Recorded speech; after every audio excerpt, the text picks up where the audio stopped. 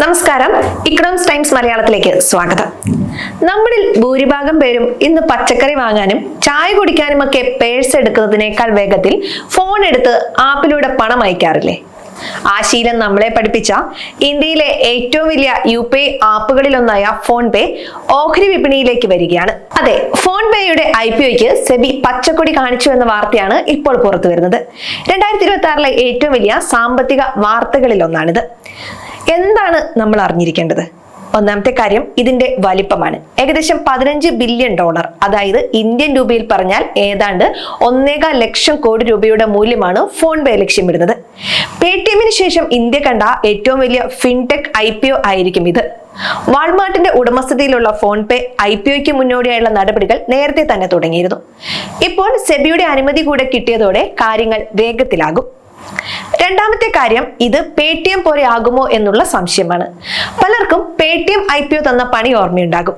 എന്നാൽ ഫോൺ പേയുടെ കണക്കുകൾ കുറച്ചുകൂടി ഭദ്രമാണ്. പേടിഎം വിപണിയിൽ വരുമ്പോൾ വലിയ നഷ്ടത്തിലായിരുന്നുവെങ്കിൽ ഫോൺ പേ 2025 സാമ്പത്തിക വർഷത്തിൽ ലാഭത്തിലേക്ക് എത്തിയിട്ടുണ്ട് എന്നത് നിക്ഷേപകർക്ക് ആശ്വാസം നൽകുന്ന കാര്യമാണ്. UPI വിപണിയുടെ പകുതിയോളം കൈയടക്കി വെച്ചിരിക്കുന്നത് ഫോൺ പേ ആണ്. പക്ഷെ ശ്രദ്ധിക്കേണ്ട ഒരു പ്രധാന കാര്യമുണ്ട്. ഇതൊരു ഓഫർ ഫോർ സെയിൽ ആയിരിക്കാനാണ് സാധ്യത.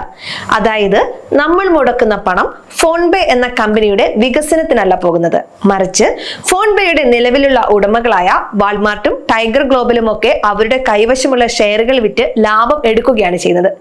കമ്പനിയിലേക്ക് നേരിട്ട് പണം വരുന്നില്ല എന്നത് നിക്ഷേപകർ പ്രത്യേകം ശ്രദ്ധിക്കണം. പിന്നെ ഫിൻടെക് വിപണി എപ്പോഴും റിസ്ക് ഉള്ള ഒന്നാണ്. റിസർവ് ബാങ്കിന്റെയും NPCIയുടെയും നിയമങ്ങൾ എപ്പോൾ വേണമെങ്കിലും മാറാം. UPI ഇടപാടുകൾക്ക് ഒരു കമ്പനിക്ക് 30% കൂടുതൽ വിപണി വിഹിതം പാടില്ല എന്ന നിയമം നടപ്പിലായാൽ ഇത് ഫോൺ പേയെ ബാധിച്ചേക്കാം. അതുകൊണ്ട് IPO വരുമ്പോൾ തന്നെ ചാടിക്കയറി വാങ്ങണോ എന്ന് ചിന്തിക്കണം. സാമ്പത്തിക വിദഗ്ധരുടെ അഭിപ്രായത്തിൽ ഫോൺ പേയുടെ ബിസിനസ് ശക്തമാണ്, ലാഭത്തിലുമാണ്. പക്ഷേ IPOയുടെ വാല്യുവേഷൻ അഥവാ വില അല്പം കൂടുതലാണോ എന്ന് സംശയിക്കുന്നവരുണ്ട്. അതുകൊണ്ട് IPO വന്ന ഉടനെ ആവേശത്തോടെ വാങ്ങാതെ കൃത്യമായി പഠിച്ച ശേഷം മാത്രം തീരുമാനമെടുക്കുക. ലിസ്റ്റിംഗ് കഴിഞ്ഞ് വിപണി എങ്ങനെ പ്രതികരിക്കുന്നു എന്ന് നോക്കുന്നതാകും ബുദ്ധി. കൂടുതൽ വിവരങ്ങൾ IPO തീയതി പ്രഖ്യാപിക്കുമ്പോൾ നമ്മൾ ചർച്ച ചെയ്യുന്നതാണ്. ഈ വീഡിയോ അറിവിലേക്കായി മാത്രമുള്ളതാണ്. ഓഹരി വിപണിയിലെ നിക്ഷേപം നഷ്ടസാധ്യതകൾക്ക് വിധേയമാണ്. നിക്ഷേപ തീരുമാനങ്ങൾ എടുക്കുന്നതിന് മുമ്പ് സെബി രജിസ്ട്രേഡ് ആയിട്ടുള്ള ഒരു സാമ്പത്തിക വിദഗ്ധരുമായി ചർച്ച ചെയ്യുക. നന്ദി.